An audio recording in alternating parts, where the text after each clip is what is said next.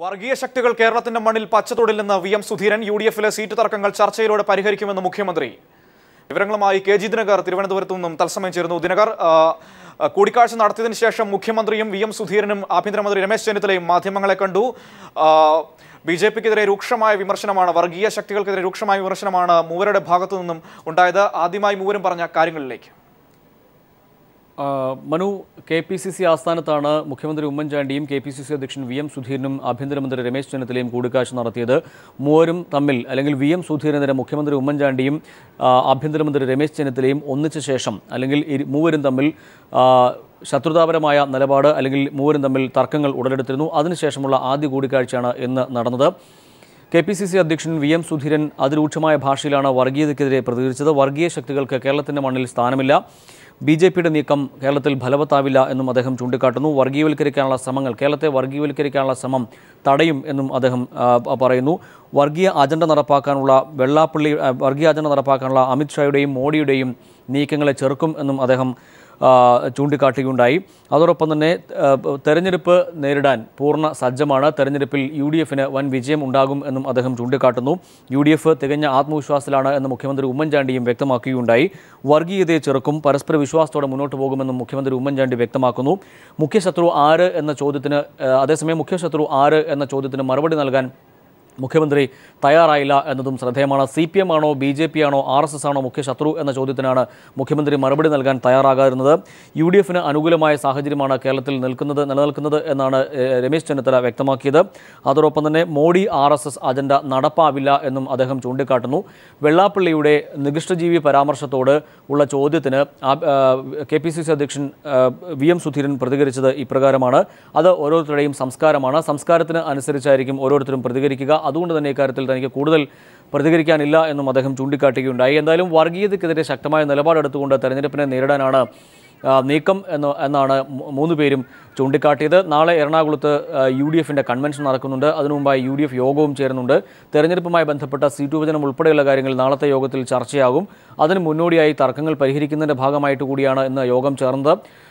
നേരത്തെ തെരഞ്ഞെടുപ്പുകളിൽ ഗ്രൂപ്പ് അടിസ്ഥാനത്തിലായിരുന്നു സ്ഥാനാർത്ഥികളെ നിശ്ചയിച്ചിരുന്നത്, അല്ലെങ്കിൽ സീറ്റുകൾ വിഭജിച്ചിരുന്നത്. എന്നാൽ അതിൽ നിന്ന് വ്യത്യസ്തമായിക്കൊണ്ട് വി എം സുധീരൻ നിലപാട് സ്വീകരിച്ച പശ്ചാത്തലത്തിൽ സീറ്റ് വിഭജനം സംബന്ധിച്ചുള്ള ചർച്ചകളാണ് ഇന്ന് പ്രധാനമായും നടന്നത്.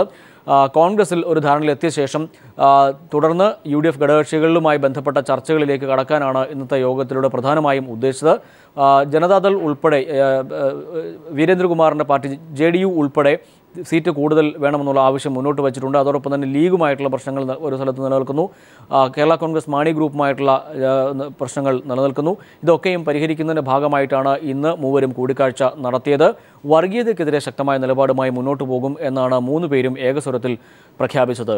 മനു, ദിനകർ സൂചിപ്പിച്ച പോലെ അഴിമതി വിഷയത്തിൽ സുധീരനെതിരെ മുഖ്യമന്ത്രിയും രമേശ് ചെന്നിത്തലയും ഒരുമിച്ച് നിന്നതിന് ശേഷം ആദ്യമായി മൂവരും കാണുന്നു. അതിനുശേഷം മാധ്യമങ്ങളെ കണ്ടപ്പോൾ പ്രധാനമായും രണ്ട് കാര്യങ്ങളാണ് വന്നത്. ഒന്ന്, നമ്മൾ പറഞ്ഞതുപോലെ പ്രധാന ശത്രു ആരെന്ന് ചോദിച്ചപ്പോൾ അതിന് കൃത്യമായ ഒരു മറുപടി പറയുന്നില്ല. മറ്റൊന്ന്, സുധീരനെതിരെ വെള്ളാപ്പള്ളി നടേശൻ്റെ ഭാഗത്തു നിന്ന് വളരെ രൂക്ഷമായ വിമർശനങ്ങൾ അടക്കം വന്നല്ലോ, എന്തുകൊണ്ട് അതിന് മറുപടി പറയുന്നില്ല, മൗനം പാലിക്കുന്നു എന്ന് ചോദിച്ചപ്പോൾ അവിടെയും ചില ഒഴിഞ്ഞുമാറലുകൾ നേതാക്കളുടെ ഭാഗത്തു നിന്ന് വരുന്നു.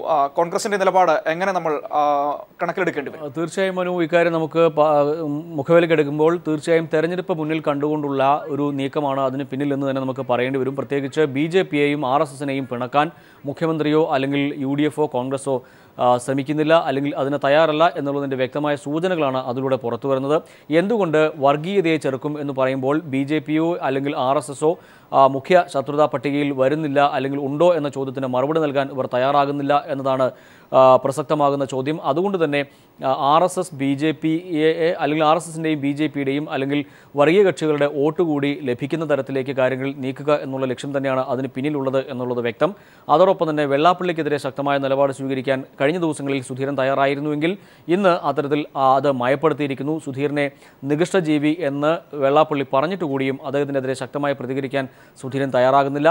അതോടൊപ്പം തന്നെ ഇന്നും വെള്ളാപ്പള്ളി സുധീരനെതിരെ ശക്തമായ നിലപാട് സ്വീകരിക്കുകയുണ്ടായി. തന്നെ ഏറ്റവും അധികം ദ്രോഹിച്ച നേതാവ് വി എം സുധീരനാണ് എന്ന് കൂടി അദ്ദേഹം പറഞ്ഞു. അപ്പോൾ പോലും പ്രതികരിക്കാൻ KPCC അധ്യക്ഷൻ തയ്യാറാകുന്നില്ല എന്നിടത്ത് വോട്ട് ബാങ്ക് തന്നെയാണ് ലക്ഷ്യം വയ്ക്കുന്നത്, തെരഞ്ഞെടുപ്പ് തന്നെയാണ് മുന്നിൽ കാണുന്നത്. മനു.